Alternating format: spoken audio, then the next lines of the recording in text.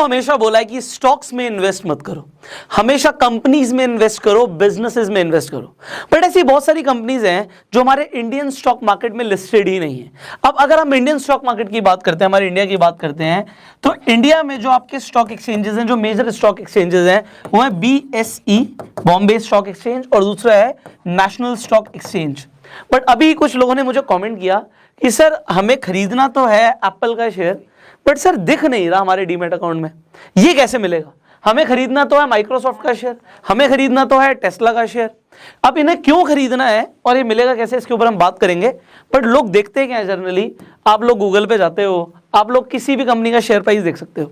यहाँ पे अगर मैं एप्पल का शेयर प्राइस देखना चाहता हूं तो मैं देख सकता हूं कि भैया एप्पल का शेयर प्राइस क्या चल रहा है, और ये USD में $127 नहीं, $127 है। बट आप क्या देखते हो भैया? ग्रोथ देखते हो। आप देखते हो कि भैया शेयर तो भाग रहा है, और आपको लगता है एप्पल एक ऐसी कंपनी है जो आगे भी ग्रो करेगी। अगर आपको ऐसा लगता है, आप यहाँ पे बहुत सारी चीजें देख सकते हो। वैसे तो मैंने आपको काफी कुछ सिखा दिया है, जैसे PE रेशियो देख सकते हो, डिविडेंड यील्ड देख सकते हो, मार्केट कैप देख सकते हो, बहुत कुछ देख सकते हो एप्पल का। सिमिलरली हम बात करते हैं बहुत से अदर शेयर्स की। आप यूज करते हो अमेजॉन को, आप अपनी डेली परचेजेस के लिए अमेजॉन को यूज करते हो।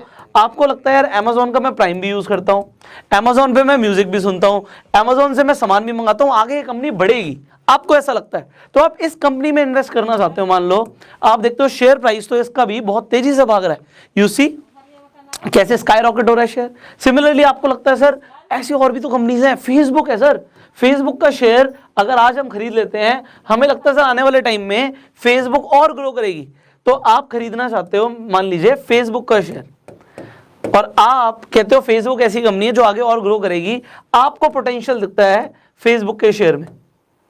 If you see this is the growth. So आप ये ग्रोथ लगातार देख रहे हो और आप भी चाहते हो कि आपको भी ये ग्रोथ मिले।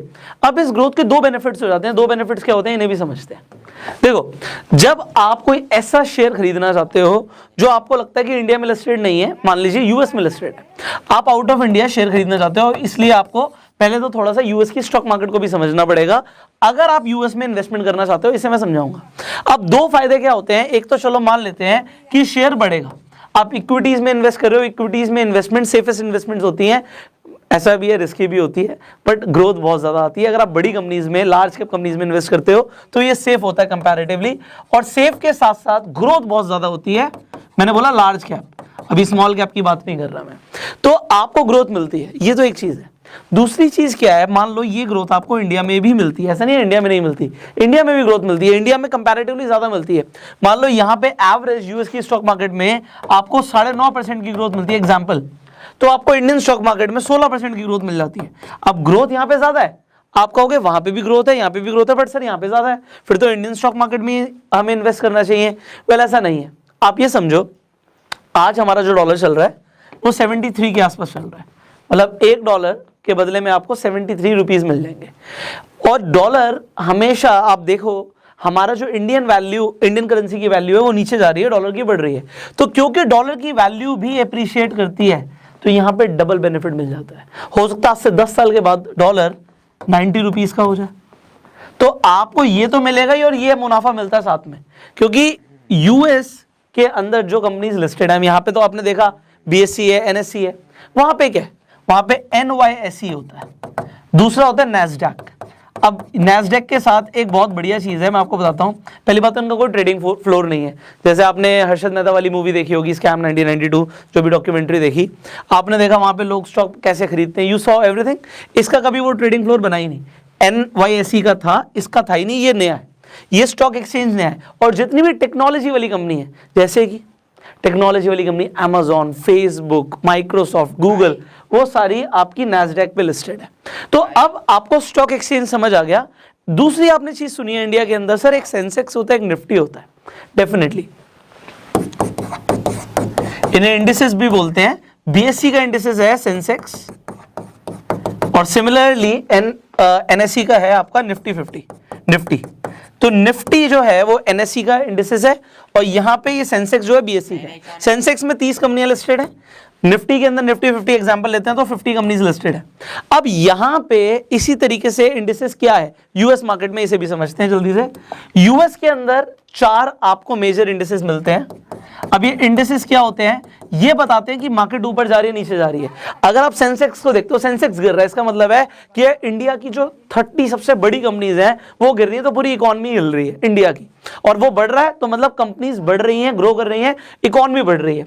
तो यहां पे जो इंडिसेस हैं, इसमें एक तो जो हमने देखा था कि हमारे पास जो स्टॉक एक्सचेंज थे जैसे बीएसई एनएसई, वहां पे नेस्डेक था, बट यहां पे नेस्डेक एक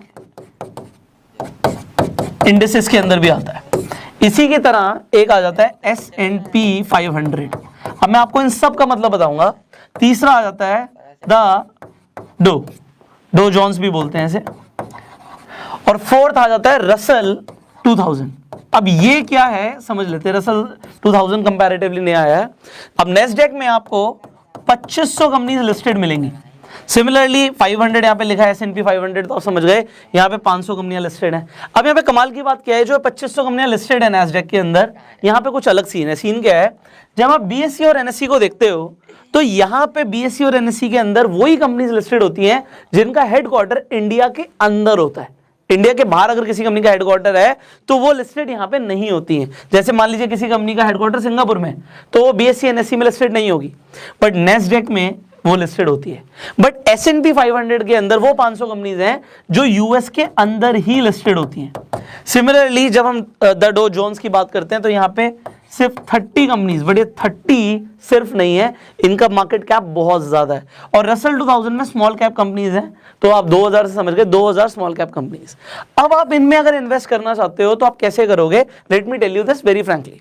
capital.com एक ऐसा प्लेटफॉर्म है जहां पे आप इंडिया के बाहर भी जो स्टॉक्स लिस्टेड हैं उन्हें खरीद सकते हो, उन्हें बेच सकते हो। अब अगर आप बाहर की कंपनीज में इन्वेस्ट करना चाहते हो, टेस्ला में, माइक्रोसॉफ्ट में, आप एप्पल में, अमेजॉन में, बहुत सारी ऐसी कंपनीज है जो आपको इंडिया में नहीं मिलती, तो आप इन कंपनीज को और इन जो जितने भी इंडिसेस पे लिस्टेड हैं कंपनीज, इन सब कंपनीज में इन्वेस्ट जो करना चाहते हो आप capital.com पे जाके कर सकते हो।